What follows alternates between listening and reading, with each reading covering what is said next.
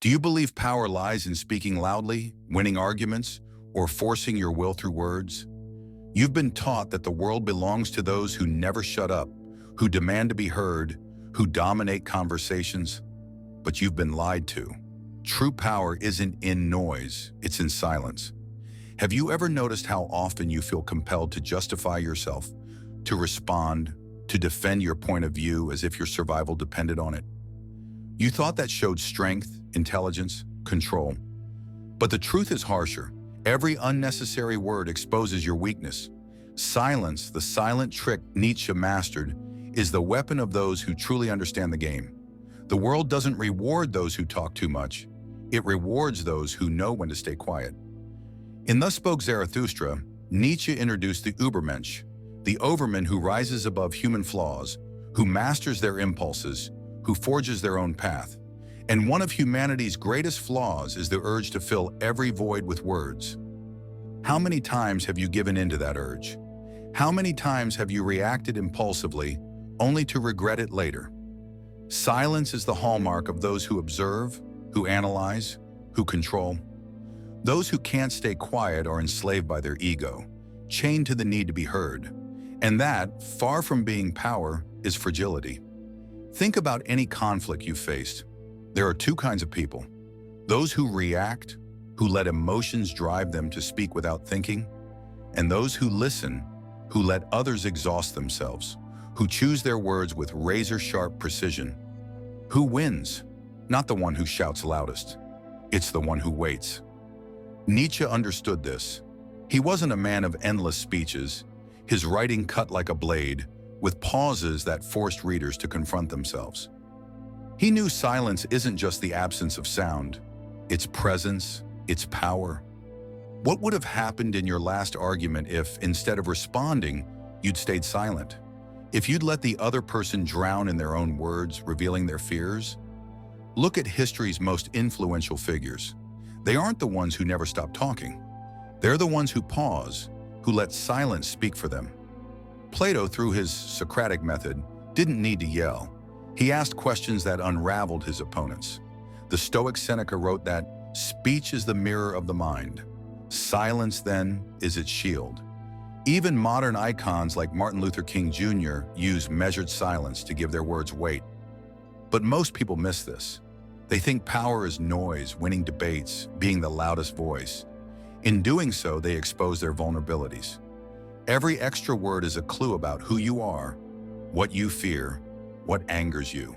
In the real world, giving away information is surrendering power. Nietzsche taught us that the Übermensch masters themselves before mastering others, and the first step is taming the tongue. When you speak needlessly, you betray insecurity. When you stay silent, you project strength. Most people fear silence. They rush to fill it with words because the void makes them uneasy. But those who master silence master those who fear the void.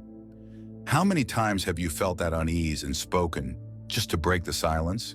And how many times did you realize, too late, that silence would have been the stronger move? Silence isn't just a tool to control others. It's a tool to control yourself. When you resist the urge to speak, when you hold back the impulse to react, when you choose when and how to act, you're stronger than 99% of people. Most are slaves to their emotions. They react out of anger, frustration, fear. In that moment, they lose. True power isn't in winning arguments. It's in knowing when to sidestep them. It's in refusing to fall for provocations. It's in watching without being seen, acting when no one expects, moving with precision while others flounder in noise. And here's the kicker. When you learn to stay silent, when you learn to wait, when you learn to weigh every word that leaves your mouth, the world starts listening. Because what's scarce has value. Because what's unspoken creates mystery, and mystery is power. Next time you feel the urge to speak, ask yourself, do I need to say this, or will my silence say more? The answer will surprise you, and if you master it, it will transform your life. Now let's go deeper than silence alone and explore something more profound. Strategic invisibility. It's not enough to know when to stay quiet, you must know when to vanish.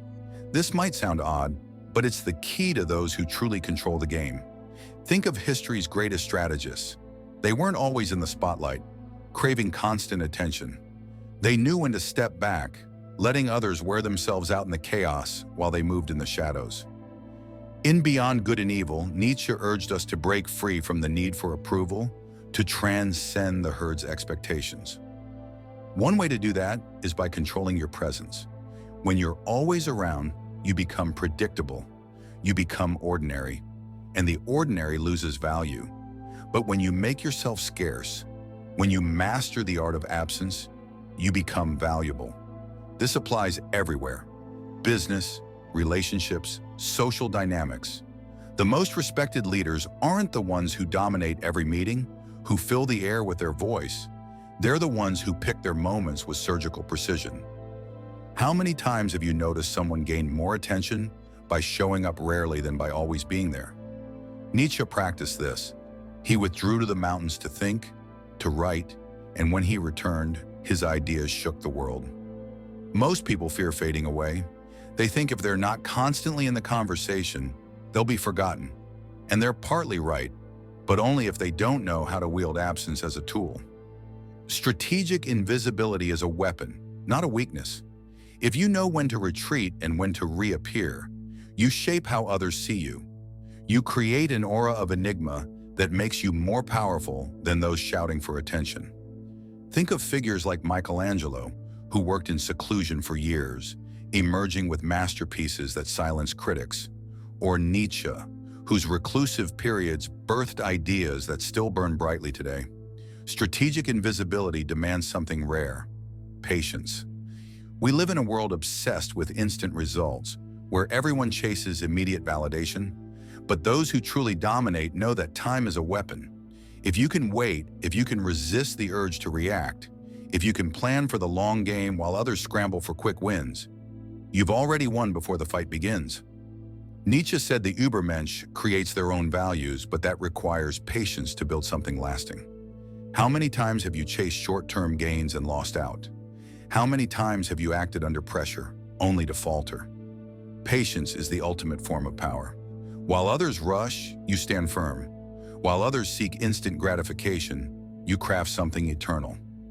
And here's the secret: people fear what they can't predict. If someone provokes you and you snap back, they win. They've got your reaction, they've taken your control. But if you stay silent, if you watch without flinching, if you let them stew in their own anger, something shifts. They unravel. They expected a fight, but you gave them nothing. And nothing is power. People crave answers, reactions, a response to affirm their existence. But when you withhold that, when you give only what you choose, you become untouchable. Not because you hide, but because you decide when to show up. You become unpredictable. And unpredictability, as Nietzsche showed, is the hallmark of the Übermensch. How many times have you fallen into the trap of reacting just to fill the silence? And how many times has someone's silence made you question yourself? Now let's reach the next level, the magnetism of silence. Here's the brutal paradox. The more you talk, the less they hear. The more you strive to be seen, the less they notice. But when you make yourself scarce, when you're not always available, people start seeking you out. It's human nature. What's rare is valuable. What's elusive is desired. Think of the most powerful people you know. Are they always accessible, always answering? Number. They're selective, and that's why others chase them. How many times have you valued someone more because they seemed distant, not because they were always there? Try this. Stop being available all the time. Stop replying instantly. Stop sharing every thought. Watch how people's perceptions shift. Suddenly you're intriguing. Suddenly they want to know more. Because when you create a void, people feel compelled to fill it. But most do the opposite. They fear silence. They fear absence. They think they'll be forgotten if they're not always present. True influence, though, comes from controlling when and how you appear. This leads to the manipulation of desire. When you grasp that scarcity breeds value, you can wield it. Show up when they're eager to see you. Speak when they're hanging on your words. Act when they least expect it. But to do this, you must break free from the need for validation. Most can't handle silence because they crave instant attention. They're slaves to their ego. But those who master others' desires are unmoved by their own. They wait, letting others burn in uncertainty. Nietzsche wrote that the Übermensch dances above the abyss. That abyss is the silence you wield. In any interaction, business deals, relationships, conflicts, silence is psychological warfare. When you speak, you reveal yourself. Every word betrays what you think, what you fear, what you value. But when you stay silent, when you just watch, the other person panics. They project, they imagine, they fill the void with their own insecurities. Think of an argument. If someone attacks you and you bite back, they win. They got what they wanted. But if you say nothing, if you just stare, their mind spirals. They wonder, why isn't he responding? Did I go too far? Does he even care? Silence is a mirror. It reflects their fears, not yours. Great strategists know this. Machiavelli, in The Prince, advised letting others exhaust themselves while you conserve strength. Silence is your greatest ally here. Ever notice how skilled negotiators sometimes say nothing, letting the other side squirm? The discomfort of the void makes people talk, reveal, confess. Those who can't master silence betray their fears without knowing it. Impatience becomes psychological torment. If someone awaits your response and you delay, every second is agony. They invent scenarios, fear the worst, and often what they imagine is far worse than reality. Nietzsche grasped this. He knew power isn't in acting, but in choosing when to act. In Thus Spoke Zarathustra, he warns against the spirit of revenge that drives impulsive reactions. The Übermensch doesn't lash out. They wait, watch, let others destroy themselves.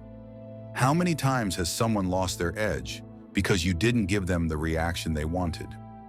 How many times has silence made you doubt yourself? True power lies in making others question while you remain unshaken. So here's the final challenge. Do you have the discipline for this? Can you endure the void without filling it with words? Can you vanish without fearing oblivion? Because those who can control everything. If you've grasped this, prove it. Drop silence's power in the comments and show you see what most never will. Subscribe if you want more content that trains you to think like a strategist. In this game, the one who doesn't need to play always wins.